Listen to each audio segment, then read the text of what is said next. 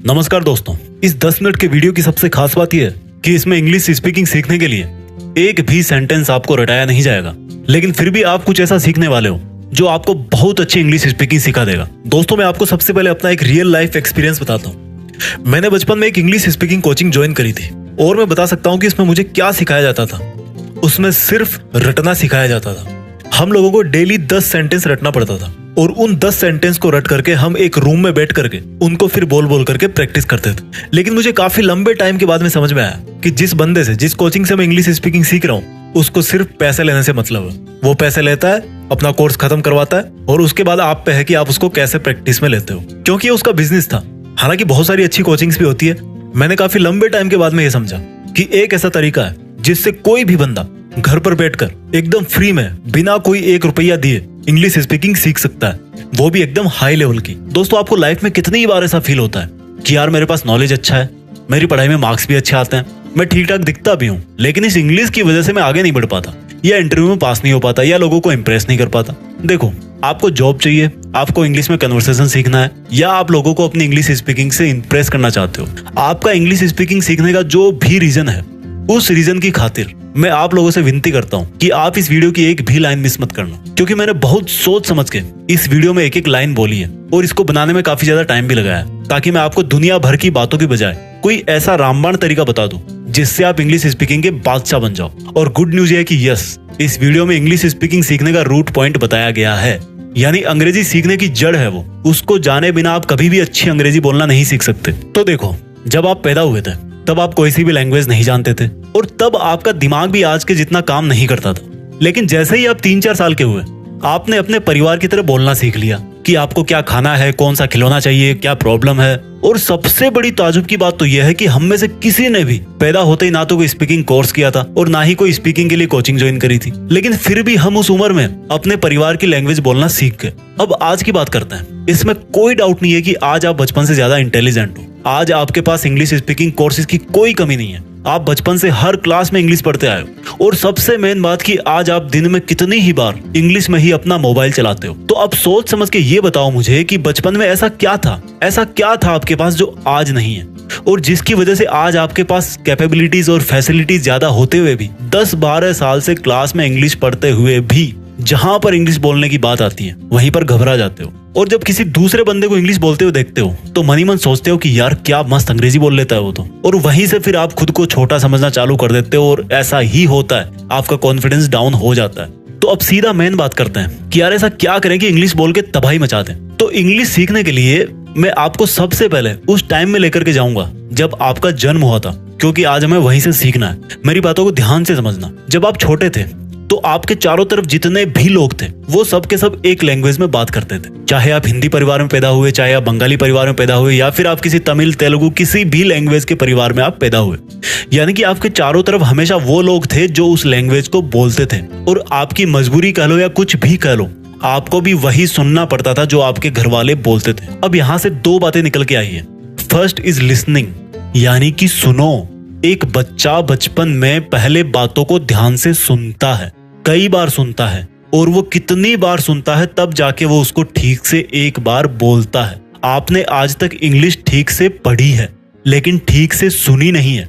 आपने जब भी इंग्लिश में कोई मूवी देखी या न्यूज देखी तो हमेशा ये सोचकर उसको अवॉइड करने की कोशिश करी कि यार इसमें मजा नहीं आ रहा, हिंदी में देखता हूं। और वहीं से आपने इंग्लिश को इतना टफ मान लिया कि वो आपके सबकॉन्शियस माइंड में बैठ गया कि इंग्लिश सीखना टफ है। एक बार किसी बड़े म्यूजिशियन ने कहा था कि अगर आप म्यूजिक सीखना चाहते हो ना तो म्यूजिक को ठीक से सुनना सीखो, और जब आप सुनोगे तो 50% म्यूजिक आप ऐसे ही सीख जाओगे। सेम चीज आज हम यहाँ पर इंग्लिश स्पीकिंग में अप्लाई करने वाले हैं। इंग्लिश लिसनिंग, यानी कि ध्यान से अंग्रेजी को सुनना सीखो।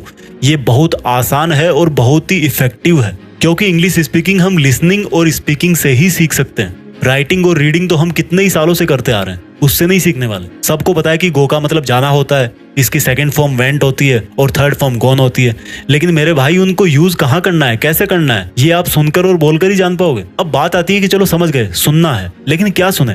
देखो, अगर आपको इंग्लिश मूवी देख रहे हो तो उसको इंग्लिश में ही देखो, उसकी दूसरी लैंग्वेज में डबिंग मत देखो। अगर आपको समझ में नहीं आ रही तो उसके सबटाइटल्स को ऑन करके देखो और फिर सुनो कि वो कैसे बोल रहा है, कौन से वर्ड पर कितना जोर दे रहा है, कौन से वर्ड को कितना प्यार से बोल रहा है। इसके अलावा आप इंग्लिश सॉन्ग्स को स्क्रीन पर लिरिक्स के साथ में सुनो। यूट्यूब पर बहुत सारी वीडियोस मिल जाएंगे आपको। इंग्लिश में ही न्यूज सुनो और देखो, आपको वर्ड्स को या लाइंस को रटना नहीं है, बल्कि उनका प्रोनाउंसिएशन कैसे करते हैं, किस उच्चारण के साथ उनको बोलते हैं, किस फीलिंग के साथ उनको बोलते हैं, वो सुन करके सीखना है और दिमाग में बिठाना है, समझना है। पहली चीज क्लियर हो गई, यानी कि स्पीकिंग सीखने से पहले लिसनिंग सीखना बहुत जरूरी है। अब दूसरी चीज के लिए वापस चलते हैं आपके बचपन में। जब आपको कोई बोलता था कि बेटा देखो ये शेर है, अब ये बकरी को खा जाएगा, तो आप अपने दिमाग में सोचते थे कि अच्छा ये शेर है, ये बकरी को अब खा जाएगा। तो देखो, आपने उसी लैंग्वेज में सोचा और समझा। कभी ऐसा हुआ कि आपने बचपन में हिंदी में सुना, तमिल में सोचा और फिर फारसी में बोलने की कोशिश करी हो? नहीं होता ना। जिसमें आप सुनते हो उसी में सोचते हो और जिसमें सोचते हो उसी में बोलते हो। पर इंग्लिश सीखने में हम गलती क्या करते हैं कि जो लाइन हम सुनते हैं उसको हम अपने माइंड में हिंदी में ट्रांसलेट करते हैं और फिर समझते हैं, और जब बोलने की जरूरत पड़ती है तब भी सेम हम पहले हिंदी में सोचते हैं, उसमें ग्रामर, थर्ड फॉर्म, प्रीपोजिशन लगाते हैं और तब फिर उसको बोलने की कोशिश करते हैं। अगर आपने सही बोल भी दिया तो वो वाली फील नहीं आएगी, ऐसा लगेगा कि यार रटा हुआ है, या हो सकता है टाइम भी आपको बहुत लग जाए। यानी कि दूसरा जो पॉइंट है वो ये है कि थिंक इन इंग्लिश, अंग्रेजी में ही सोचो। जिस तरह से आप अभी मेरी आवाज सुनकर के हिंदी में ही समझ रहे हो, उसी तरह से इंग्लिश को भी सुनकर के इंग्लिश में ही समझना है। धीरे धीरे प्रैक्टिस करो, हो जाएगी। तो अभी तक आपने दो चीज सीख ली, यानी कि पहली है लिसनिंग, अंग्रेजी में सुनो, दूसरी है थिंक इन इंग्लिश, इंग्लिश में ही सोचो।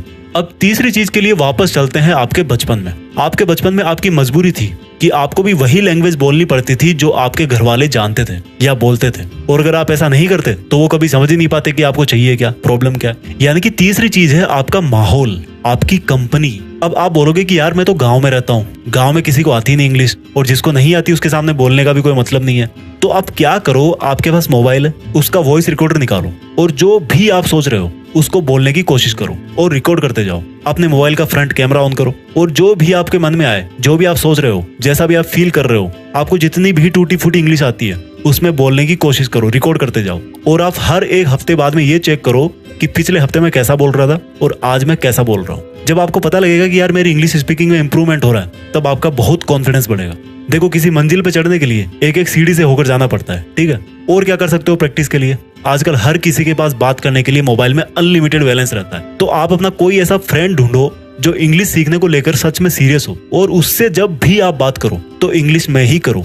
आपको जैसी भी आती है, जितनी भी आती है, आप वही बोलो। और जब बात खत्म हो जाए तो उस लाइन को पहचानो जो आपने रॉन्ग बोली हो, और फिर अगली बार उसको सुधारना है। यानी कि किसी भी तरह से आपको अगर हो सके तो डेली कम से कम 1 घंटा तब तक प्रैक्टिस जरूर करनी चाहिए जब तक आपको नहीं लगे कि आपका कॉन्फिडेंस बढ़ गया है। और जब आपको लगने लगे कि अब मैं ठीक बोलने लगा हूं, तो उस प्रैक्टिस ड्यूरेशन को फिर कम कर सकते हो। जब आप ठीक ठाक बोलने लगो तो अपने इस लेवल को और ऊपर करना है। यानी कि जैसे कभी आपके पास किसी कंपनी का कॉल आ गया मोबाइल पे, या आप बैंक में गए किसी काम से, तो वहां पर आप हिंदी के साथ में इंग्लिश को भी मिक्स करने की कोशिश करो। एग्जाम्पल दे रहा हूँ, बहुत बार जरूरत पड़ती है अपने को, रटना मत लेकिन इस लाइन को। जैसे मान लो आपको किसी अनजान से पेन मांगना पड़ गया, होता ना ऐसा बहुत बार, तो क्या बोलोगे? एक तरीका तो ये कि भैया थोड़ा पेन चाहिए था, और एक तरीका यह कि excuse me, can I have your pen for a minute, थोड़ा सा लिखना था। यानी कि जिस लाइन में आप कॉन्फिडेंट थे उसको इंग्लिश में बोल दिया और उसके अलावा हिंदी में बोल दिया, तो क्या बिगड़ गया?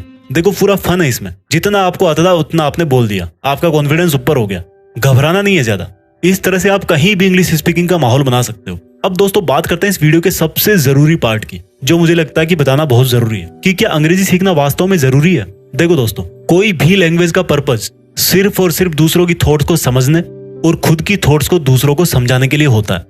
आजकल बहुत सारे जॉब्स में आपने देखा होगा कि उसमें इंग्लिश स्पीकिंग कंपलसरी होती है, क्योंकि उन जॉब्स में उन लोगों से बात करनी पड़ती है जो इंग्लिश बोलना प्रीफर करते हैं या सिर्फ इंग्लिश ही जानते हैं। या मान लो आपको टूरिस्ट गाइड बनना है और कोई विदेश से आ रहा है, इंग्लिश ही आती है उसको, तो भाई आपको इंग्लिश आनी ही चाहिए।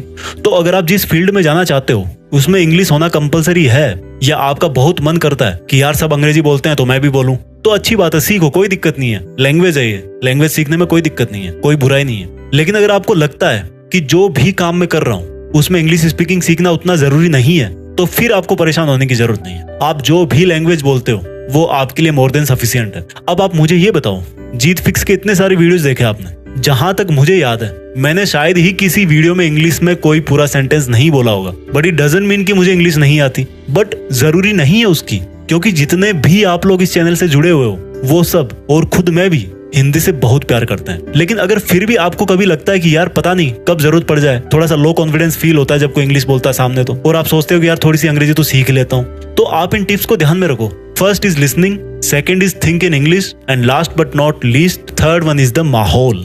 भाई माहौल बनाओ, सीख जाओगे, लेकिन हिंदी से प्यार करना छोड़ना मत। जय हिंद, वंदे मातरम।